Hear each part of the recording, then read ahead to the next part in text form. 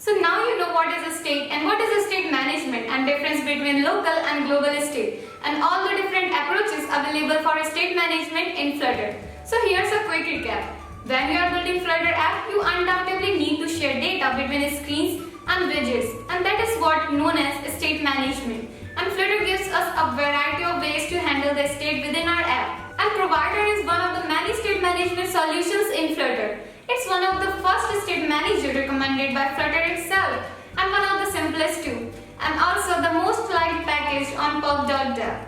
So if you are new to state management, make sure to check out this video where I explain everything about it in detail. And now you may ask, what can Provider do? Well, the answer is simple, and the power of the Provider package is in its simplicity. And Provider allows you not to only expose a value, but also to create, listen and dispose it too. So when you place a Provider widget in your widget tree, all the childs of the Provider will have the access to the value exposed by it. And also now let's see how we can handle a state in our app using the Provider package, and we will also go over how to add Provider package to our Flutter app and use multi-provider and change notifier provider following the best practices. And you can also check out the code for this tutorial in the description below. So this tutorial is going to be super fun and interesting, and now let's directly get into our Android Studio. So now we will go ahead and learn how to add Provider package into our prospect.yaml, and for this purpose we will visit to our pub.dev, and here we will search for the Provider package. So this is the package that we are looking for, and you can also see that it's a Flutter favorite package, and you can also see its popularity by seeing the number of likes it has, which is more than 5,000. And now let's click on it, and now here you will get a very good documentation provided by the authors, which you can read for sure. But for now we will directly go into installing. And installing it is super easy. You just need to copy this line and paste it into your prospect.yaml in your dependencies. And here you can see we are in our prospect.yaml, and in dependencies we will paste it here after Cupertino icons. And make sure to check the indentation too. And now pub get. So we are done from this side, and now we will also import it into our main.dart. So just simply copy this line and we'll paste it in our main.dart. So just now you learned how to add the Provider package into your Flutter app. So here in the main.dart you can see we have removed the starter code and replaced it with some pretty basic boilerplate code. And now here I have a very simple app, and I'm sending my initial route to my first screen. And now here you may see the error because we haven't created it till now. So we will go ahead in our lib folder and we'll create a new directory, and we'll give it the name screens. And inside our screen folder we will create a new dart file. So in new we will create dart file, and we will name it first screen. And now here we will also import our material.dart. So we will copy it from here and then paste it. And now we will also create a stateless widget, and we'll name it my first screen. So now as our first screen is ready, so we can go ahead and import it into our main.dart. And as soon as I will import it, our error will be gone. And here you can see. And now I will go ahead and see how it look like.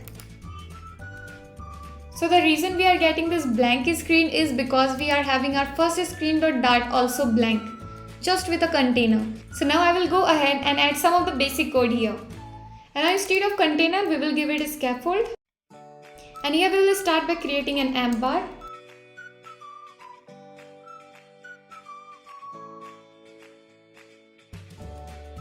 So now we are done with the app bar, and now we will move to body.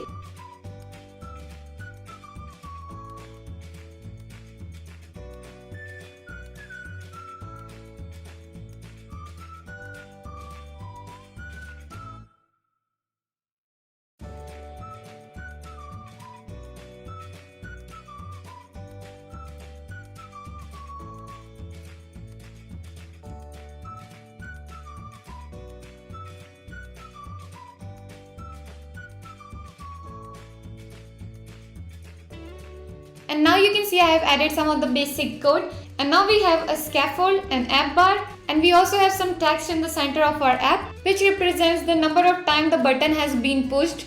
And we have an elevated button in the center too, which we will be using to navigate to the second screen. And at the bottom of the app we have a floating action button. So this is a simple counter app with little variation from the Flutter project. And now let's go ahead and create a new folder inside our lib.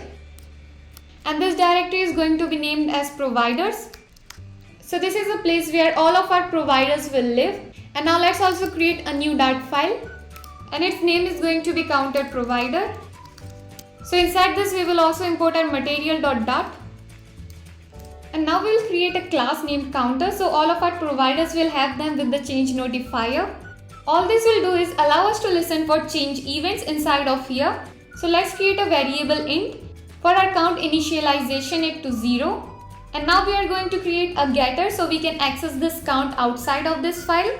And now we can also create the increment method, and all we are going to do here is to increment the count by 1. So we are done with this part, and now let's go back inside our home screen.dart and import the provider package and the counter provider.dart file that we just created. So now we are going to change the onPressed event for the floating action button. So to access the methods we just created, so we can say context.read passing in the name to counter, and then we can call the method of. So for example, we will call increment for this method, and now when we will go ahead and click the buttons, that method would be called.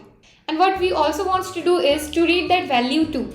So for this we can grab the value by saying context.watch, passing in our counter name, and then we can just call any variables we want. So we can say .count. So if now we will go ahead and run this app, and to fix this we need to go into our main.dart, and here inside of the run app method we need to add our providers. And so here we are going to use what is called as the multi-provider. So here we just created the counter provider. Well, that was just one provider, but we are probably going to have multiple providers. And now you can add all of them here. So before we do that, we are first going to set the child equal to my app widget. And now we can pass in any providers we have created now. And here the counter provider is a change notifier provider. And we can set create equal to our counter. And now let's go ahead and import the provider package and our counter provider. And now here you can see everything is just fixed. But well, here is another issue. When we click the buttons, we still didn't get anything on the screen. That is because even our methods are working, we are not actually notifying the listeners. So our provider is not registering any change. So inside of our counter provider, we need to add the notify listeners method. And once we do it, we should be able to see it on the screen too. And there is one more thing that you should note, as because we have context.watch inside of our widget, and this will rebuild the entire widget. Well, that's not a problem in Flutter or Dart because that is very quick. But however, we can create a standalone widget for the count and only rebuild that widget on changes. So now let me give you an example. So now let's go ahead and add the count inside of the app bar. It's just to show you that it can have anywhere on the screen. So this is our first provider, and now let's go ahead and create one more provider. So let's create another root, and we will call this second, and we are just going to point this to a widget called second screen.